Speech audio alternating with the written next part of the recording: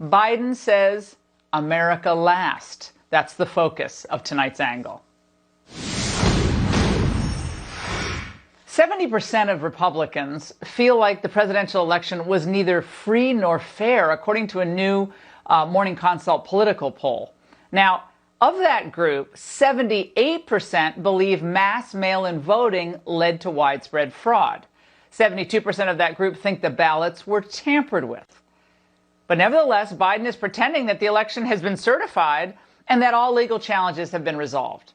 He isn't committed to addressing voting irregularities or restoring faith in our elections, but he is committed to restoring the world's faith in America as essentially a blank check.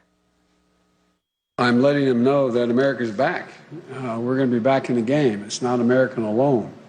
Number one, I've had the opportunity to speak with now 6 world leaders. The reception and welcome we've gotten around the world from our allies and our friends has been real. So I feel confident that. When he says we're back, first of all, has he seen the economic numbers? Well, he means that he'll continue the ignoble tradition of subverting U.S. sovereignty by selling out American workers to a world order where key decisions are made overseas with little to no accountability to the U.S. Citizens here. Now, the Obama gang is back, that's for sure. Samantha Powers, Ben Rhodes, Susan Rice, and they intend to do whatever is necessary to reverse all the progress Trump's team made in holding NATO accountable for their military expenditures and China accountable for their anti-competitive trade practices.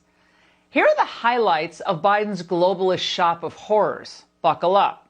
First, he will rejoin the Paris Climate Accord.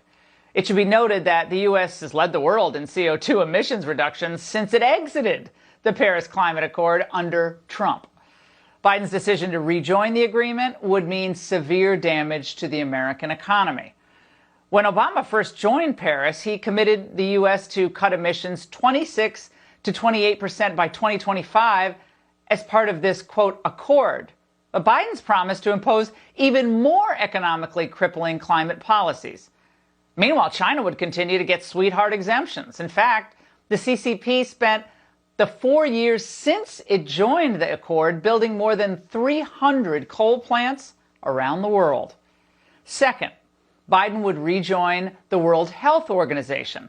Now, after the fiasco with the WHO's work on the virus, Trump was right to put the relationship on ice.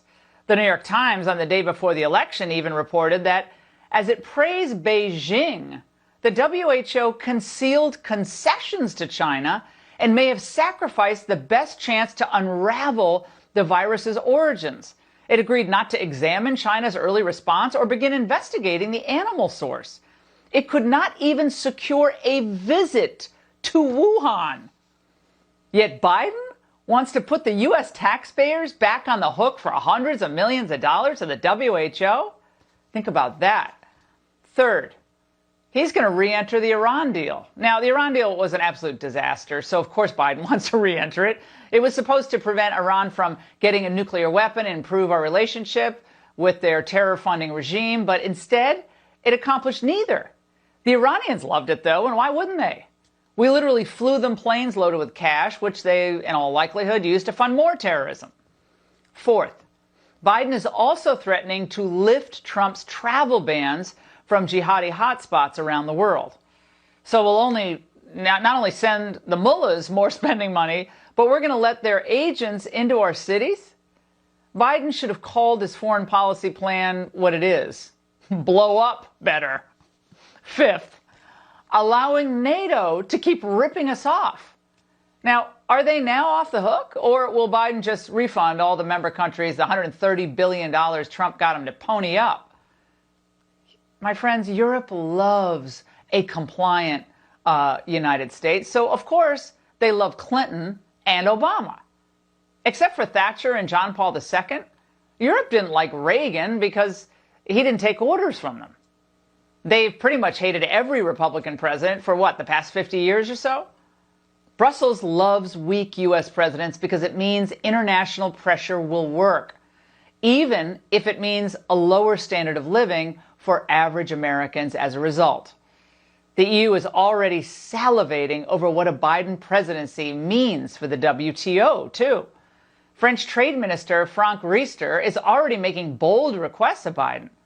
The AP reports that Riester had another request of Biden to approve the appointment of Nigeria's former finance minister as the WTO's next director general. We know that today the United States is blocking her nomination, even though there is a large consensus among all the other states. The WTO is paralyzed. We need to give its strength back, he said. Well, of course, China is ecstatic about this as well, knowing that under Biden, it will be able to run the table on trade with no roadblocks, weak oversight, and no tariffs. After all, Biden spent his entire political career kowtowing to Beijing. A lot of people think that allowing China into the World Trade Organization, which you supported, extending most favored nation status to China, which you supported, allowed China to take advantage of the United States. You think in retrospect that you were naive about China? No. Here's the thing. In the context of that, we want China to grow. Well, Biden will be a weak president because he'll apologize for America. Our racism, our Second Amendment, our gas-guzzling vehicles, our violence. Is that what America thought it was getting by voting for him? Most probably didn't think much about foreign policy at all, which is unfortunate. In Trump, we have a president who will always put America's interests first, period. But Biden, like Obama before him, is embarrassed by the very idea of American exceptionalism. Remember, if you think America is systemically racist, how can America be exceptional? Answer, it can't. This lurch backward for America remains, it is once again how important these Georgia Senate races are. We need the ability to hold hearings on all the globalist nonsense that they're going to be pulling, and where possible, threaten to gum up the funding of it. And just for the record, despite the president-elect backdrop and media shout-outs, the final state tallies are not yet in, and President Trump has yet to concede anything. What do you say to the Americans that are anxious over the fact that President Trump has yet to concede and what that might mean for the country? Well, I just think it's an embarrassment, quite frankly. How do you expect to work with Republicans if they won't even acknowledge you as president-elect? They will. Not if the final votes don't go your way or if widespread voter fraud is established, which will take time.